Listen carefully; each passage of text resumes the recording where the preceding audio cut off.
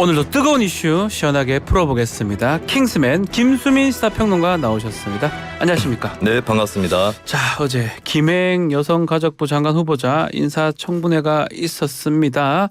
자, 청문회가 몇 개 열렸었는데 자, 분위기가 좀 살벌했던 것 같은데요. 어떻게 보셨습니까? 네, 청문회 이전에 이미 전운이 감돌고 있었던 게 그렇죠. 야당 단독으로 이 청문회 일정을 의결을 한 바가 있습니다. 네. 이것으로 여야 갈등이 한번 고조된 적이 있었고요. 청문회 본판에서도 역시나 분위기는 고조됐습니다. 일단은 자료 제출 문제로 여야 의원들이 고성을 주고받았고요. 네. 그리고 질의 과정에서 야당 의원들이 과거 김행 후보자 인터뷰를 담은 동영상을 재생을 했는데 여기에 대해서도 신경전이 이어지고 기본적으로 예의를 지켜라. 많이 컸다. 조용히 해. 이런 고성이 오고 가기도 했습니다. 많이 컸다. 네. 예, 컸다. 자, 특히 공방 소재가 됐던 것이 주식 파킹 의혹인데 이거는 얘기 듣고 다시 이야기 이어가겠습니다. 네.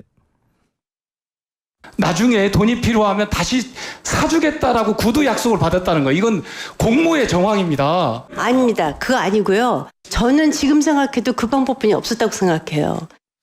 자, 김행 후보자 주식 파킹 의혹 이거 관련해서 지금 생각해도 그 방법밖에 없었다. 이렇게 해명을 했습니다. 네, 일단 민주당의 이원택 의원, 문정복 예. 의원 등이 위키트리 주식 파킹 논란을 집중 제기를 했는데요. 여기에 대해서 이제 김행 후보자는 절대로 인정할 수 없고 억울하다. 고의적으로 파킹을 한 것이 아니다라는 취지의 그런 답변을 이어갔습니다. 네. 그리고 이제 용해인 기본소득당 의원은 위키트리의 선정적인 보도 문제를 지적을 했는데요. 김행 후보자는 그것이 한국 언론의 현실이다. 라고 반박을 하기도 했고요. 네. 그리고 코인 논란 또 있었는데 김행 후보자는 개인적으로 코인을 갖고 있지 않다. 나는 코인쟁이가 아니다라는 주장을 했습니다. 자, 그리고 또 눈에 띄었던 게 인사청문회에서 공방이 일었던 부분이 김건희 여사하고 친분 관계 여부였거든요. 네. 어떤 내용 얘기가 오갔습니까? 네, 김건희 영부인이 참여했었던 것으로 알려진 월단회라는 네. 문화예술계 인사 모임이 있는데요. 민주당 양경숙 의원은 김행 후보자가 이 월단회에서 영부인과 친분을 쌓은 것이 아니냐 이런 의혹을 제기를 했습니다. 여기에 대해서 김행 후보자는 월단회의 회원도 아니고 회원이 누구인지도 모른다라고 반박을 하면서 김 여사의 도움을 받아 이 자리에 왔다고 결단코 생각해 본 적이 없다. 언론과 정당 정치권에서 40년 활동을 했다. 이렇게 강조를 했습니다. 자, 그렇지만 결국은 막판에 파행이 됐네요. 네, 결국에는 재산 내역이 예. 주요 쟁점이었는데요.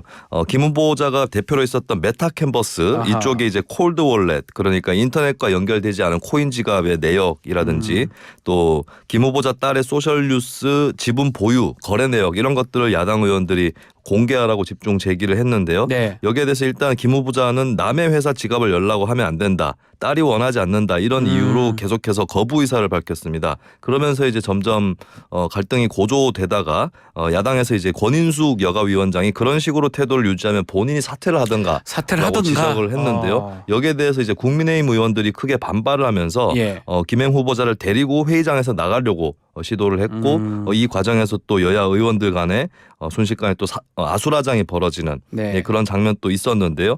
결국에 김행 후보자와 여당 의원들 퇴장을 한 다음에 이게 정회된 상황에서 이제 퇴장을 했는데 속개 예정 시간 후에도 돌아오지 않았습니다. 아, 결국은 안 오고 끝나버린 거네요. 그렇습니다. 알겠습니다. 자, 어제 유인촌 문체부 장관 후보자 인사청문회도 있었습니다. 현장 분위기 짧게 듣고 이야기 이어가겠습니다. 블랙리스트 실행 혐의자 유인촌 문체부 장관 후보자가 가야 할 곳은 검찰이다라고까지 이야기하고 있습니다. 왜 같은 문화예술인이 후보자의 문체부 장관을 이토록 반대할까요?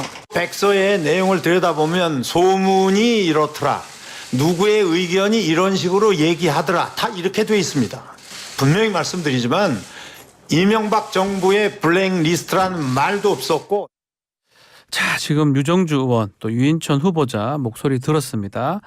자, 가장 중심이 됐던 것이 결국은 문화예술계의 블랙리스트 관리 의혹 아니겠습니까? 네, 그렇습니다. 유인촌 후보자가 이명박 정부 시절 네. 문체부 장관으로 재직을 했었는데 그때 이제 문화예술계 블랙리스트가 있었고 이것을 유 당시 장관이 관리하지 않았느냐 이런 의혹으로 이제 야당이 집중 제기를 했는데요. 유인촌 후보자는 블랙리스트의 실체는 존재하지 않았다라고 반박을 했습니다. 그리고 윤종성 의원이 진상조사위 백서에 유인촌의 이름이 104번 등장한다라고 지적을 했는데 네. 여기에 대해서 유인촌 후보자는 자신이 결국에 구속도 되지 않았다. 그러니까 104번이나 이름이 나왔는데 왜 자신이 구속이 안 됐느냐. 네. 문제가 없기 때문이다라는 취지로 맞받았고요. 더불어민주당 의원들은 이제 사퇴할 생각이 없느냐라고 압박을 했는데 이 과정에서 국민의힘의 김승수 의원이 이재명 대표는 기소까지 됐는데 왜 물러나라고 하지 않느냐라고 얘기하면서 민주당에서는 아하. 이 대표 이름이 여기서 왜 나왔냐 또 이렇게 더 크게 반발하는 그런 풍경도 있었습니다. 자, 그거 말고도 그 유 후보자 아들에 대한 아파트 증여 관련 문제도 공방이 벌어졌던데요. 네, 유인촌 후보자에게 두 자녀가 네. 있는데 아버지로부터 금전적 지원을 받아서 각각 7억 원과 17억 원 상당 아파트를 매입을 했습니다. 근데 이에 대해서 증여세 납부 내역을 공개를 하지 않았기 때문에 탈세한 것이 아니냐 의혹이 제기가 됐었는데요. 야당 의원들 특히 이제 민주당 이모경 의원은 떳떳한데 왜 자료를 주지 않느냐라고 따져 물었는데 유인촌 후보자는 세금을 모두 납부했다라고 하면서 탈세 의혹을 부인을 했고 자료 제공 문제에 대해서는 개인정보라고 생각한다라고 자료 거부, 제출 거부 의사를 밝혔습니다. 자, 신원식 국방부 장관 후보자 인사청문 보고서 채택이 시한을 넘겼고요. 자, 윤석열 대통령이 어제 인사청문 보고서를 국회로 재송보했는데 재송보 기한 오늘까지잖아요. 네, 인사청문법상으로 대통령은 10일 이내로 네. 기한을 정해서 국회에다가 인사청문회 보고서 재송부를 요청을 할 수가 있습니다. 그리고 이 기간이 지나버리면 그 다음 날부터는 청문 보고서 없이도 임명을 할 수가 있는데요. 일단은 윤 대통령이 재송부를 했던 이 인사청문 보고서 기한이 10월 6일까지입니다. 네. 그렇다면은 이게 채택이 안 되면 내일 7일이라든지 이쯤에는 임명을 강행할 임명할 수 것으로 있다는 거죠. 보이는 것이고 예. 사실 이제 윤석열 정부도 그렇고 전임 문재인 정부도 그렇고 인사청문 보고서 채택 없이 임명을 강행하는 이런 모습들이 좀 흔해지고 있는데 네. 윤석열 정부로 쳐서 계산을 해보면은 이번에 만약에 신원식 후보자에 대해서 윤 대통령이 임명을 강행하면 청문 보고서 없이 임명하는 18번째 장관급 인사가 됩니다. 18번째 장관급 인사가 됩니다. 자, 이재명 대표 이야기입니다. 자, 오늘 대장동 위례신도시 특혜 의혹 사건 첫 공판이 열리는데 출석을 해야 될 것 같아요. 재판 연기 신청했었는데 법원이 받아들이지 않았네요. 네, 이재명 대표 측은 최근에 단식도 했기 때문에 네. 건강상 문제를 이유로 들어서 기일 변경을 해달라고 재판부 요청을 했었는데요. 사실 그 지난달 15일에 첫 공판이 예정이 돼 있었습니다. 그리고 단식으로 이게 연기가 된 측면이 있고 또 기소가 이미 지난 3월에 됐는데 네. 공판 준비 기일만 6번 열렸거든요. 아하. 그래서 재판부 측에서는 더 이상 지연을 할 수는 없다라는 입장을 갖고 이제 이 재판 연기 신청, 이 대표의 신청을 받아들이지 않았습니다.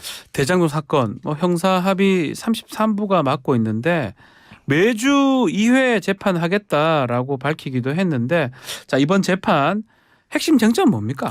네, 대장동하고 이제 위례신도시 관련해서 이재명 대표 기소가 돼 있는데 네. 검찰이 제기한 혐의는 이제 배임입니다. 배임. 검찰에서는 4,895억 원의 손해를 성남시에게 끼쳤다라고 하는 것이 검찰의 입장이고요. 네. 근데 이재명 대표 쪽에서는 거꾸로 5,503억 정도를 공익 환수했다. 정면으로 입장이 부딪혀 있습니다. 이 부분이 이제 주요 쟁점으로 형성이 돼 있고 그리고 공사 내부 비밀이 민간 사업 자들에게 알려졌다라는 혐의가 있는데 이 부분이 이제 증거가 어느 정도로 제시가 될런지 이런 것들이 이제 관건이 될 것으로 보입니다. 자, 이 와중에 이재명 대표가 지난해 대선 투표 전날에 김만배 씨, 그 뉴스타파 인터뷰죠. 링크를 475만 건 발송했다는 보도가 있었는데요. 이게 허위 인터뷰 의혹이 제기된 기사 아니었나요? 네, 그 소위 이제 뭐 커피에 예. 관련된 그 김만배 씨와 신학림 전 언론노조 네. 위원장 인터뷰 기사였죠. 이게 이제 뉴스타파의 기사였는데 중앙선관위가 국민의힘의 박성중 의원에게 제출한 자료에 따르면 작년 3월 8일 오전 9시 그러니까 대선 직전 시점인데 이재명 억울한 진실이라는 제목을 달아서 이 기사를 475만 건 정도 발송을 한 것으로 그렇게 드러났습니다. 그러다 네. 보니까 이제 이 인터뷰가 이제 허위라는 의혹을 강하게 받고 있는데 그 허위의 내용을 너무 많이 널리 퍼뜨린 것이 너무 아니냐. 많이. 예, 이런 이제 혐의가 의혹이 이재명 대표 대선 캠프에게 제기가 되고 있는 거죠. 자, 민주당은 꼬투리 잡기다. 또 허위 인터뷰인지 누가 알았겠냐 이렇게 입장을 내놨습니다. 이 내용이 이번 대장동 재판이나 등등에 영향을 줄 수 있을까요? 일단은 현재 이제 이 인터뷰의 맥락이라든지 배경에 대해서는 이제 김만배 씨가 신학림 전 위원장한테 전달한 뭐 돈이라든지 네. 거액의 돈 이런 것들 때문에 아무래도 의혹을 받을 수밖에 없는데 일단 좀 검증해야 될 부분들은 이 인터뷰 내용 중에 어디서부터 어디까지가 허위인가 그리고 이제 허위인 줄 알면서 과연 뭐 일부러 언론사 보도를 했느냐. 보도를 했거나 혹은 이재명 캠프에서 문자를 보냈느냐 이 문제는 이제 추가적으로 좀 더 따져봐야 될 그런 문제가 되겠습니다. 자, 검찰 이재명 대표 구속영장이 기각된 이후에 사건 처리 방향을 놓고 좀 고민하는 모습인데요. 영장 재청구는 좀 부담이 될 것 같기도 하고 자, 불구속 기소 관측도 있고요. 어떻게 보십니까? 네, 영장 재청구를 하게 되면은 이제 아직까지는 계속 정기국회이기 네. 때문에 또 체포동의안 또 체포동의안 하는 표결을 거죠? 해야 되는 가능성이 네. 있고 이미 기각이 됐고 그 상태에서 또 청구를 하는 것이 상당히 부담이 될 것이기 때문에 아무래도 불구속된 상태에서 기소를 할 것이다. 네. 이 관측이 우세합니다. 그리고 이제 그 구속영장 기각된 그 결과 사유들을 보면 일부 혐의는 뭐 소명이 됐다. 라고 여겨지고 있고 그 판사 입장에서 네. 나머지는 이제 소명이 안 됐거나 뭐 다툼 여지가 있다라고 보여지는데 소명이 됐다라고 여겨지는 것이 이제 위증 교사 혐의입니다. 그리고 이게 사건 내용이 간단하기 때문에 그 부분만 먼저 분리해서 기소할 수 있다. 아, 그걸 예, 분리해서 그렇습니다. 예. 그렇게 관측이 나오고 있습니다. 알겠습니다. 자, 어제 일본 후쿠시마 오염수 2차 방류가 시작됐는데요. 자, 2차 방류도 1차 때하고 마찬가지로 진행이 되는 건가요? 예, 그렇습니다. 규모도 비슷한데 네. 1차 때와 마찬가지로 하루 460톤이 방류가 되고요. 17일 동안 이제 7,800톤 가량 1km 해저 터널을 통해서 후쿠시마 제1원전 앞에 바다로 흘려 보내게 됩니다.